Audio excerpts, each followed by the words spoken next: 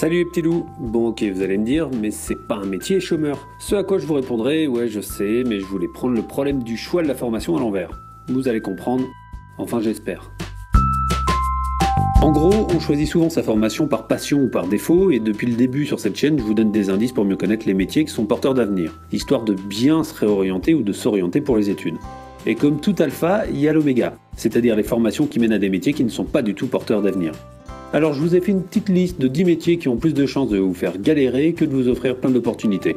Les voici, et prenez des notes, nom de Deuce. En 1, opérateur textile, mailles et bobines de fil sont tes amis. En 2, documentaliste, genre la dame du CDI. En 3, psychologue, et pourtant il en faudrait plus. En 4, animateur socio-culturel, bon vous voyez ce qu'il fait. En 5, professeur d'EPS, là pas besoin de vous le présenter. En 6, journaliste, grand reporter ou GRI, les médias sont ma maison. En 7, hôtesse de l'air et steward, issue de secours quand tu nous tiens.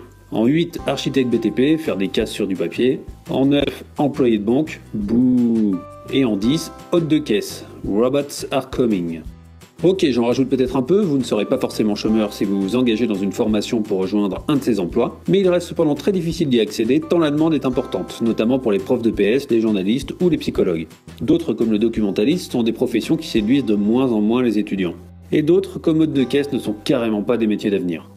Pour aller plus loin, je vais vous parler des 5 formations à éviter pour augmenter ses chances de trouver. Je précise quand même que si c'est ce que vous voulez faire et que vous êtes passionné, foncez. Mais au moins je vous aurais prévenu. Voici la liste. Les formations en industrie textile, les formations en journalisme, édition, imprimerie, les formations en chimie, les formations en import-export, et puis enfin les formations en marketing, communication, publicité et relations presse. Ces secteurs sont bouchés, verrouillés, obstrués, complets, voire carrément fermés de chez fermé. Pour vous donner quelques explications, ces formations font partie des plus demandées ces dernières années, notamment pour le secteur du marketing, du commerce international et du journalisme.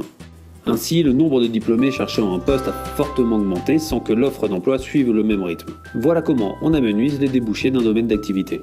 Pour la chimie, c'est un peu différent. La chimie requiert de longues études souvent destinées à la recherche, et elle perd de nombreux prétendants justement à cause de la longueur de ses parcours.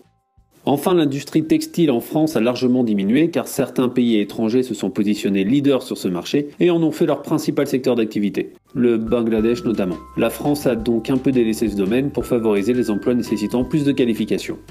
Allez, on va encore plus loin. Je vais vous donner la liste des régions qui recrutent le moins et il est encore temps de demander à déménager. La Corse, l'Occitanie et la Bourgogne-Franche-Comté.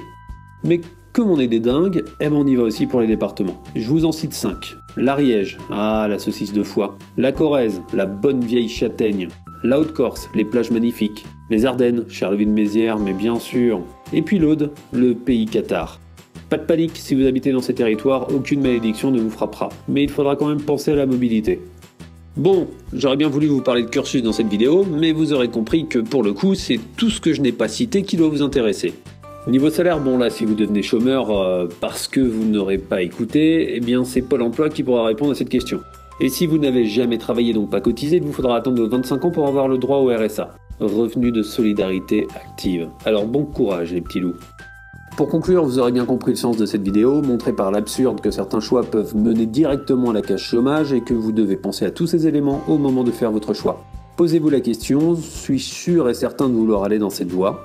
Et ça, je sais, on n'y répond pas facilement. Mais moi je vous dis bon courage et comptez sur moi pour vous aider. Allez, salut les petits loups. Et toi, tu veux faire quoi ?